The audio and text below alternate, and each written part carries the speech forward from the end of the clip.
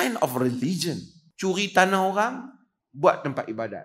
Tempat orang, kadang-kadang orang awam, orang nak corner kereta, orang nak tempat kesihatan, pergi buat.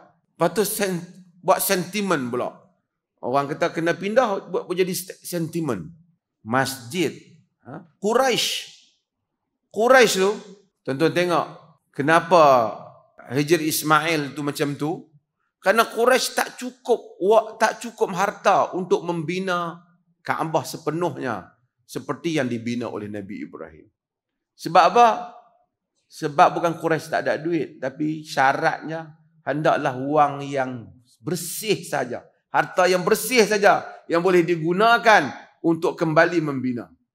Itu ya, jadi separa tu yang kita boleh masuk tu. Sebenarnya itu rumah Ibrahim juga. Nama Nabi Ibrahim juga. Hatta Quraisy jahiliah, dia tahu, oh walaupun ada yang ni tak boleh, yang ni semua ada kecoh macam. Duit ada tipu, dia tak guna. Dia tak gunakan belanja yang tipu untuk membelanjai untuk pembinaan Kaabah. Kaabah tu adalah Nabi Ibrahim buat. Maksudnya bila dia nak runtuh, dia nak bina semula, semua mensyaratkan clean money saja, duit yang bersih saja yang boleh digunakan untuk membina. Harta yang bersih saja. Harta tak bersih, macam mana? Lepas tu kadang-kadang macam benda macam tu jadi isu dalam sesebuah negara.